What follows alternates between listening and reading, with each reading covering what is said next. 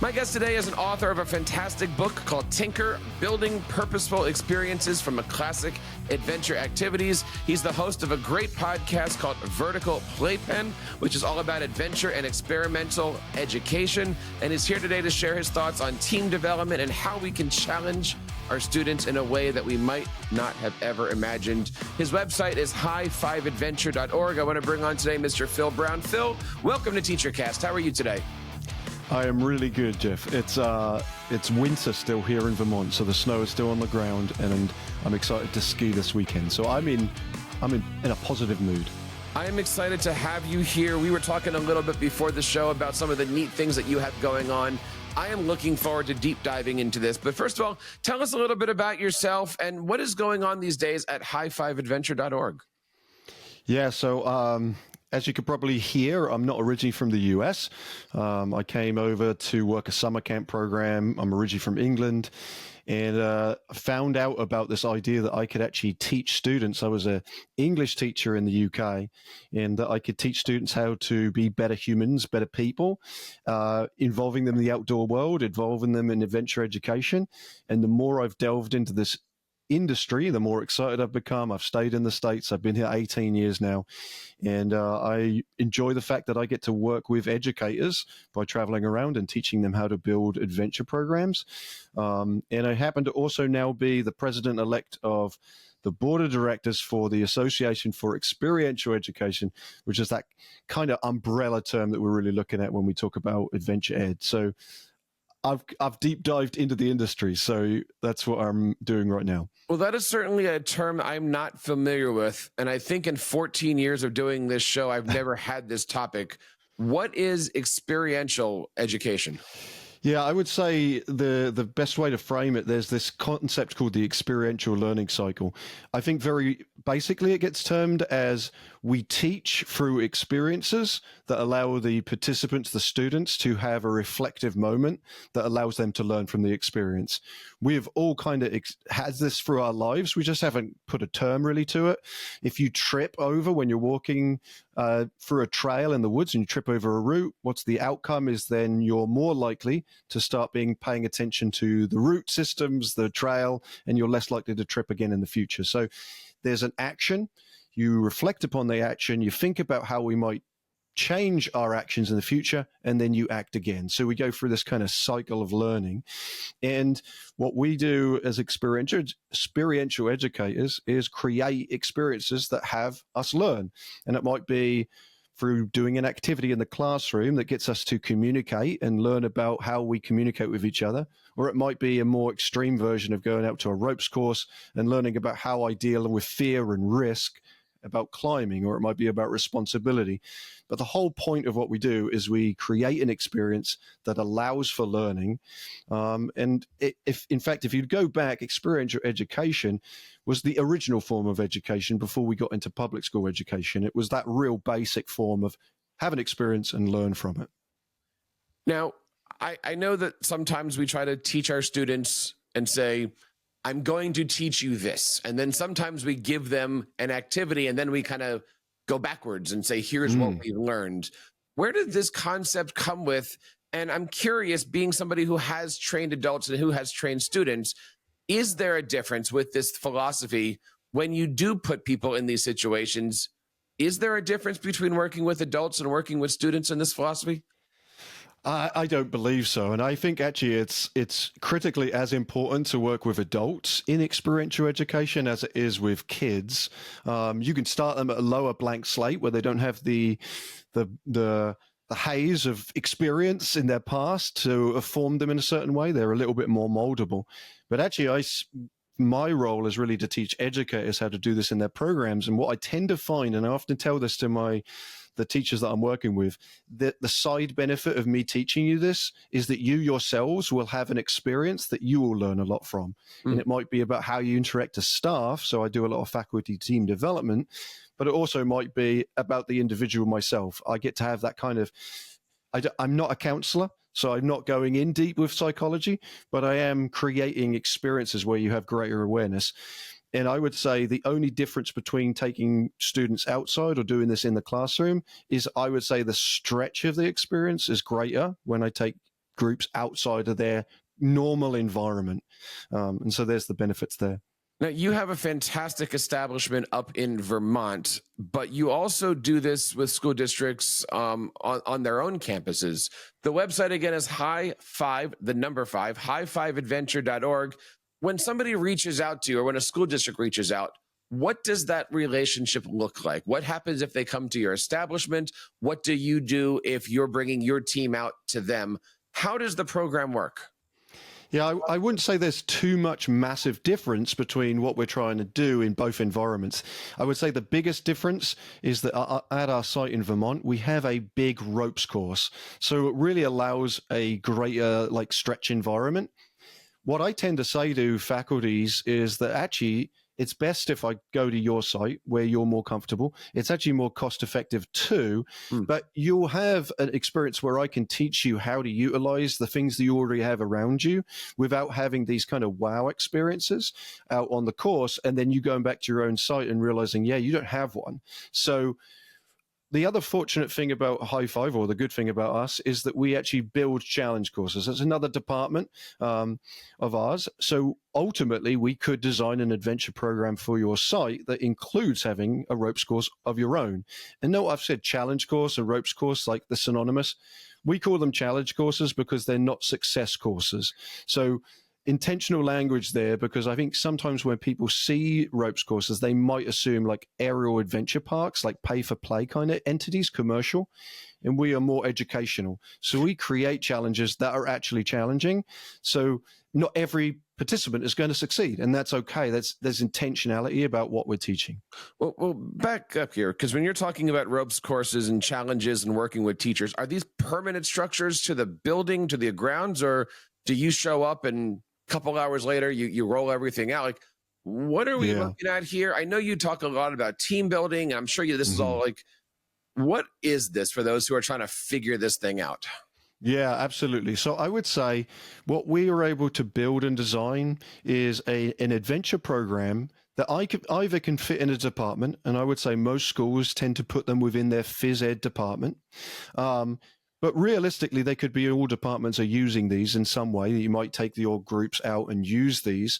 We sell a range of products from stuff that's just in a hand.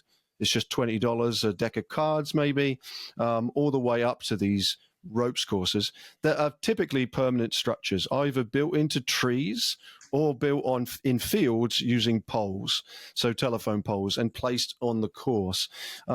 But what I tend to say to people is start off very small. Don't think massive, big budget stuff when you have this, because it can feel overwhelming.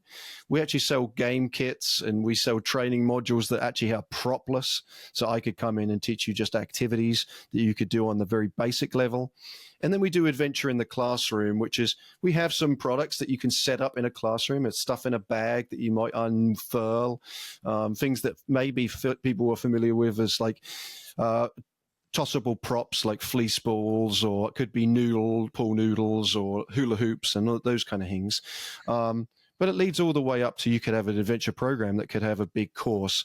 And in terms of those kind of price ranges, you're talking $20 for a deck of cards up to $100,000 when you're talking about a big ropes course on your property. And we can build those in phases. Predominantly for me, the thing that gets me most excited is about really teaching the facilitative practice of doing adventure in the classroom, because I think that, like most skills, it's not about having a product that can save you. I think it's actually giving teachers, giving educators the tools, the skills to be able to facilitate programming without any of the bells and whistles. And then once we get to that stage, then you kind of build up to that, and then you start to build a program.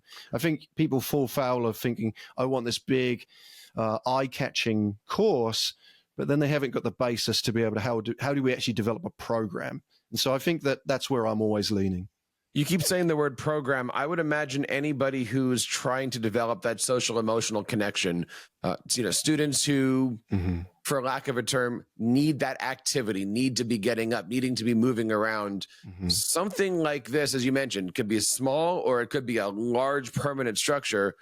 This is right up the alley of those kinds of kids. If any school district's looking to put together something to keep the kids active, definitely reach out to highfiveadventure.org. How do you go about planning this with school districts? Like, what does that process look Yeah. like? Permanent structures, I'm assuming, are, months and months of planning and budgets and permits and stuff like that. Like, Mhm. what does a process like this look like? When do you usually start? How does all of that work? Yeah, we tend to have a process where there's a program goals form. We are not cookie cutter, so it's everything is about the program first. So what is the intentionality? What do you want to get out of it? And sometimes that might mean that we cut back the price, right? We actually say you don't need all this big stuff. You actually need something small for your program.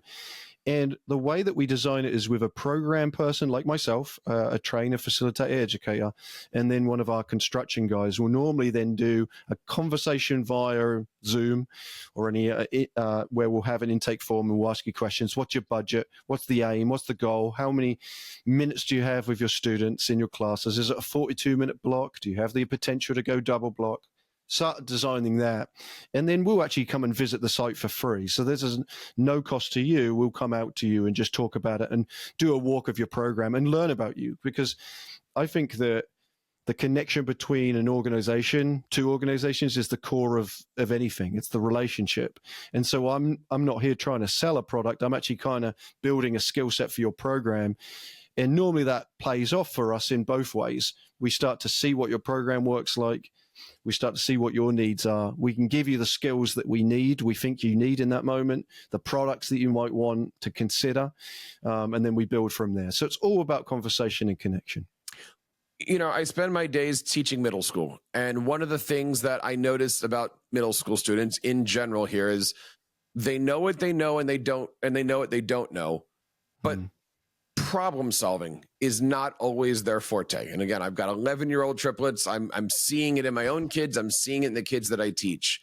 Being able to see something, identify something, and then work towards it without giving up, that's a skill that people miss. I often hear the rebuttal to that going, oh, it's the COVID generation. But no, these kids are going to be preteens and teenagers and adults soon. I would imagine working with you and your team is going to help train students by training their teachers how to give them those problem solving skills. This is stuff that I do in my curriculum. This is stuff I'm doing with my own kids here. But talk to us a little bit about the importance of teaching our students and our teachers about problem solving. Yeah, I think it's a critical skill that is vital to any person's life throughout their entire life. How often do we find that we struggle sometimes as a student once we graduate to enter the real world, and I'm using air quotes there. There's that reality of coming up to struggle. We do a workshop called The Struggle is Real, where we really talk about, we're going to come up with things that are going to be hard for us. So how do we interact with those? So I'll give like an example of a strategy that we use for problem solving, or at least a mindset. And it follows a process. And I actually use this in my everyday life whenever I interact with a problem. And we call it the ABCDs, E's of problem solving. And they kind of follow this A, B, C, D, and E mindset. So I'll take us through it. A is to analyze the problem. And sometimes analysis comes with asking questions, because often we interact with problems and we don't exactly know what the actual problem is, or at least the group isn't on the same level or on the same story of what the problem is. So we have to analyze it, ask some questions. The next is to brainstorm. That's the B, come up with ideas. And it means actually having a conversation. And it's not just someone saying, I know what it is, I'm going to do it. It's a true conversation between people where we go through ideas. C is to choose. We actually choose one of the ideas we've brainstormed. We don't pluck something out from the air now that hasn't been discussed. We actually choose something. The D is do it. And that means like actually trial it out. And then E is evaluation. So let's talk about what worked, what didn't work. And if we need to, we can go back to asking more questions. We can go back to brainstorming. We can go back to choosing in something else, or we can go back to doing it again. And once you get into the habit, it's a skill, right? Like everything else. If we are learning math equations, we have to learn how they work. We have to practice them and repeat it. It's the same for problem solving. And so once we give you these skill sets, then we would do activities that create problems, and we would give you all these problem solving activities and test how this process works. And through repetition, that's how we ever get there. So I think it's really important for the teachers to practice this with their students. And when we come out to programs, we actually don't consider the teachers having any hierarchical difference between the students. It's not we're coming in and we're a sub to let the teachers take a break. We're actually, the teacher is an active participant. And we actually want to involve them in the problem solving experience with the students so that we have this kind of sense that we're on the same learning curve when we're trying to go through these problems. So that's an intentionality we have. I love the fact that your program is really good for team building. Talk to us a little bit about how, working with you, bringing you out for a day, for a couple of days. I would imagine there's a lot of school districts that would find your program interesting at the beginning of the school year when they're trying to bring that staff and faculty together to form a common goal for the year. Yeah, we spend a lot of time doing faculty programming in the northeast of the US. That's where we predominantly work. And I would say a massive benefit is the work that we do with the team. Often you're getting new staff coming in and you have to hit the ground running in the school environment. The school happens, the kids come, you have to learn on the fly. And that isn't the greatest conducive way to create relationships when people are already at that stretch position. So we guide people through either a day or a multi-day program where we connect first. Connection before content is a philosophy that we stand by. We create connections. We do this through many different ways, activities and conversation prompts. And then we lead you into this opportunity to problem solve as a group, stretch ourselves as a group, and then through that have reflective moments. And it's all about building teamwork, right? And building leadership. Absolutely. I would say team development, and I'm very clear about saying that. And I would say there's terms that you might hear out in the world of it. Team building is one that you hear very often. Team development, and then there's team bonding. And the way I classify the difference is team bonding is you taking your faculty out going paintballing. That is an experience, a shared experience you have that might bond the group, but there's no intentionality about building team. It's about bonding experiences, going out on a retreat. Team building is short-term development. So we're there for a small period of time. We may capture some moments. We may hear that there's trust issues in a faculty, but we're not going to solve those in a day. So we're kind of building the groundwork for a team. And then team development is long-term. So we might work with you on a 1 or 2 day basis, but the intention is we will connect with you throughout the year.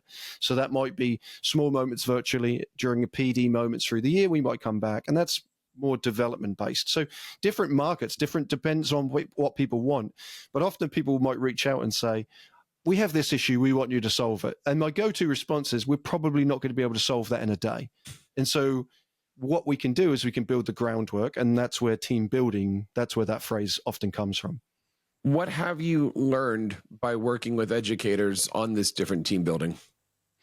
What I would learn is that humans are humans, and that everything that we go through as human beings is very common in all experiences. There's no group that has better or worse than any other group, and that what I challenge educators to always be in the mindset of is continuous learning is critical to our development as educators, and our self-reflection about how we interact with each other and how we interact with our peers and then our students is really, really important. Because it's the Spider-Man quote of with great power comes great responsibility. And as educators, we have often the greatest impact and the greatest power for the next generation coming through. So it's really on us to kind of think about how we develop ourselves. So there should be continuous team development. That's the mindset I'm always with, and I try to advocate to our educators, is there's the constant need for development, because we ask that for our students. And so we should try to role model that ourselves in whatever way that might be. When we're building things, lessons, whether it be for students or teachers, there's always that point where we want our students to have that aha moment, to really get the subject. When you're working with teachers, how do you train them to give their students that aha moment? That's a great one, because what I actually think is that when we lead programming, the aha moment is what we're able to draw out of people just through the activities we lead. When I did teacher education back in England, experiential methodology wasn't necessarily taught to me as an educator. And so what I tend to find is a lot of people don't realize that the industry that I'm in, this experiential education model, exists. So it gives people another avenue to be able to teach, or at least we sometimes call these icebreakers or energizers. We pick these terms for these activities, but really it gives you another tool or another arrow in your quiver to be able to pull out and say, oh, I'm noticing this in my classroom, and therefore I'm going to interject with this quick activity because I know it's going to elicit this response. And so I think that's the critical thing that I notice in the educators that I work with, is they have those aha moments. And when they have them, and when you have them, you're more likely to want to give them to your students and think like, I had this really cool experience, I want to give it to you. So I got to ask, being somebody who's been in the adult training industry for a long time, do you notice a difference when you're doing this between middle school, high school, and elementary teachers? I would say that elementary school teachers are more open to play than high school teachers. And I think that, I used to do this workshop called The Power of Play. And I remember I used to actually, what I called it was Caution Adults at Play, because I saw that in a store, this sign that said that, and I thought it would be funny. I actually got no one signing up for the workshop because it was hard to advocate to your administrators to spend money on going to something that said Caution Adults at Play. So I changed it to The Power of Play and talked about the scientific neurochemical benefits. And I studied a lot on this. Ultimately, critically, adults should be aiming, and especially educators should be aiming to be not childish, which often gets the term of play, but childlike when it comes to play. So not childish, but childlike. Because when you see, I had recently a new student teacher who just graduated come to work with a kindergarten group. And just their energy. Now, obviously, they're new to education. They want to impress, but their energy, because they're working with younger audiences, was so much greater than what you find at the older ages. And I would say play is universal for all people. I work with so many 12th grade students who might roll their eyes when I first rock up because they think, what am I going to be doing? I'm going to be doing something goofy. And within 20 minutes, 30 minutes, I've got them playing in the same way. So I think it's just that opportunity. And I tend to find that the elementary school ages are just more ready and prepared for play because their students are more playful. And so it leads into what they're doing on a regular basis. That's awesome. Usually when I'm putting together PD for certain buildings and districts, the upper grades, it's okay, let's sit and grab your Chromebook and let's do stuff. But every time I do PD for the elementaries, it's let's sit on the floor. And they're right there with me no matter who you are. They're right there and attentive, and we'll we'll be on their Chromebooks on our floor. We're talking today to Phil Brown from the great website high5adventure.org. Now, if you're looking for more information about how to do all of this great stuff, we mentioned at the beginning of the show, Phil has a pretty awesome podcast called Vertical Playpen. Phil, tell us a little bit about that. Yeah, so for me, it was about like, how do I give this information to people that are like, and I'll be honest as well, I didn't know the industry existed until I came to the US and started delving into it. And I had that reflection, like, how do people find this? It's not easy to find unless you're going out of your way. So I wanted a free way to provide information. So that's what the podcast does. It comes out every Tuesday. I interview educators who do the work that I do and teach people how to do stuff in terms of theory. And then I also delve into the adventure practical world for those adventure educators out there who want to know some more technical, specific stuff. I do have 2 Spotify playlists. I'm happy to share the links with you, Jeff. One is for facilitation. And actually, I would think that is more aligned with educators at a very basic level. And then once you get into the adventure world and you start to want to have a ropes course, you might want to jump into that Spotify playlist as well. But the aim is just to give information about the stuff that I didn't know existed when I first came to the US. We will definitely make sure that we link that to the top of our show notes. This is, again, Digital Learning Today, episode number 61. All the links that we're talking about and more are going to be over on our show notes. And, of course, you can find everything over at teachercast.net/podcast. Phil, what does the future of all of this look like? Where do you want to take this? I have to ask the question, is there any AI component into all of this? Because we can't do a podcast without talking AI these days. But where do you see the future of your company? Where do you see the future of play and education? Where do you see this going, my friend? Yeah, I'm really optimistic. And the reason I'm really optimistic is there has been a real push in the last, I would say, 10 years, even prior to the pandemic, around an increase in social emotional learning. And what I don't want it to become is another flavor of the month when it comes to education. The industry that I've been in has been doing this since the 60s, and it's been really corner to really creating more opportunities for participants and educators to find another avenue if traditional educational models are not working for them. It just gives you another opportunity. And so I'm really optimistic. I've also seen a massive reduction in the desire to have big ropes courses, which were the things that people saw, and actually realizing it's a skill set. It's an art form. This idea that we're really trying to educate in a different way is becoming more prevalent. I actually worked, when I was in England, before I started teaching English, I was working in special education. And in special ed, there are such things as individual educational plans, IEPs. People are aware of those probably who are listening to this. And what I loved about those is they really tailored to individual learning styles in a way that other educational models didn't.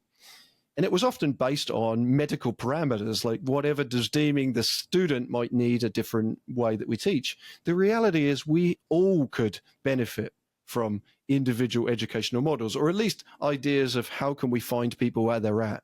And I think experiential education and adventure education gives participants another opportunity to find another avenue for them. And that's the reality for me.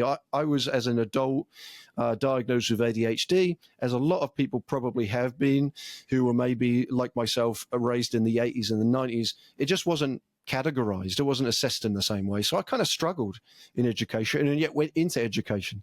And so for me, it's about how do we improve that for other people coming through. So I'm really optimistic about where this is going.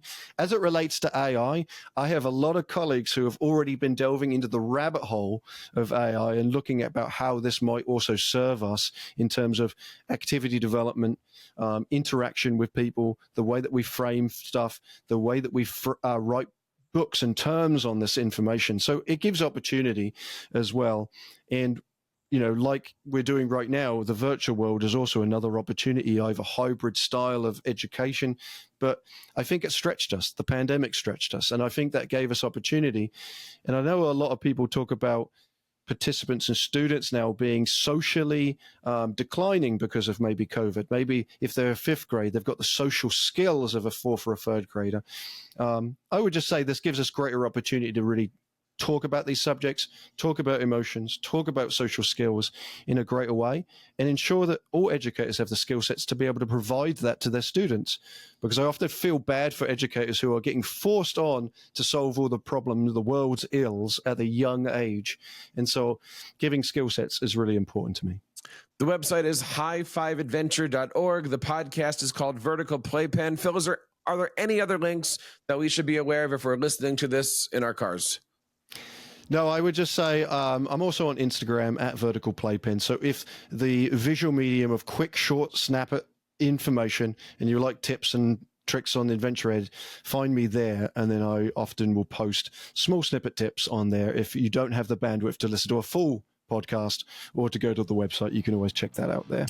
Phil, thank you so much for coming on the show today. Please invite yourself on. We would love to have you on. And if you guys are out there listening, would like to have some more information about Phil and his program, head on over to high5adventure.org. And again, all of the stuff is going to be found over on our show notes. This is Digital Learning Today, episode number 61. So that wraps up this episode. I want to say thank you guys for joining us today, making TeacherCast your home for professional development. Of course, you can find us on Apple Podcasts, Spotify, YouTube, and wherever you guys check out your podcasts. And that wraps up this episode of Digital Learning Today. On behalf of Phil and everybody here on TeacherCast, my name is Jeff Bradbury, reminding you guys to keep up the great work in your classrooms and continue sharing your passions with your students.